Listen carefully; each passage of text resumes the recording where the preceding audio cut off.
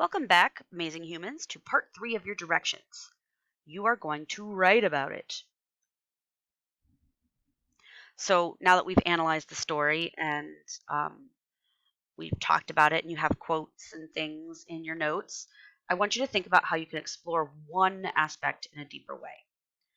So for this first part, you're going to write a reflection that argues one of the topics. You're going to pick one topic. You're not going to talk about all of them, just one.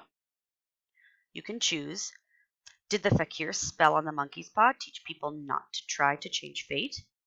Or, what role does fate play in this story? Or, who or what was at the door?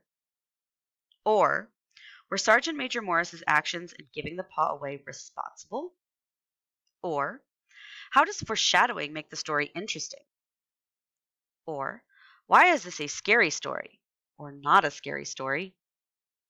Or, who is responsible for the events of the story? Choose one. Once you've chosen your topic, the next thing you're going to do is decide what position you want to take. You're going to write a thesis statement that will guide your writing.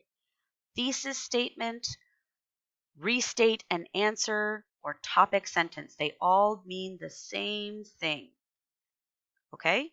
So you're going to remember that a thesis statement, a restate and answer, or a topic sentence is a sentence that combines your topic with your attitude or opinion.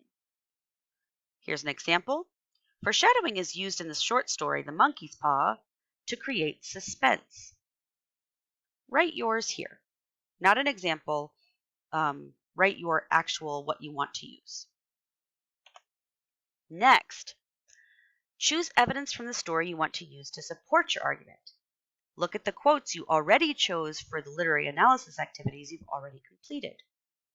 So you should have quotes that you want to use, and you can copy and paste them. Next, this is the graphic organizer. So copy and paste your thesis statement, your restate and answer, or topic sentence, whatever you want to call it. And you're going to write, my first argument is this. This is the quote that you use to support it. Your second argument is this, and this is the quote that supports it. And your third argument is this, and this is the quote you're going to use to support it. In here, you're going to write your conclusion.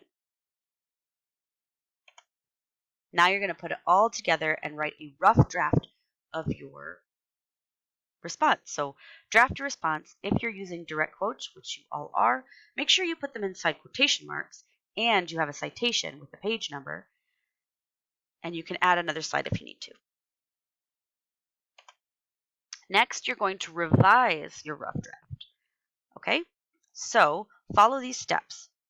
Look for transitions. Is each sentence connected to the one before it? Write an example of where you did this in your essay. So copy and paste from your essay where you have a transition. If you don't have any transitions, now's the time to go back and fix that. Next, check your quotes. Have you used quotation marks correctly? What rules did you follow to use quotation marks? I've explained it several times. You not only need quotation marks, but you also need what? Next, do you explain all of your quotes? Does your reader know why they're supporting your argument? Give me an example of how you supported your argument. So copy and paste how you explained your argument. That would be like your detail from Maradi.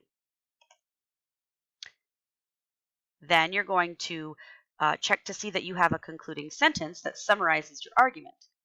What do you want the reader to think, understand, or feel after reading your essay?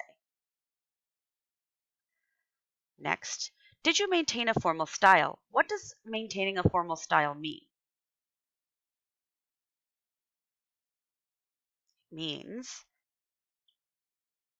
make sure that you have stayed away from I and that you have tried to make your language as proper as possible. Next, how do you know you've maintained a formal style?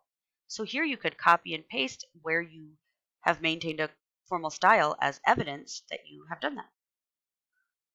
Then you're going to check writing conventions. What did you do to make sure you used correct conventions? What are correct conventions?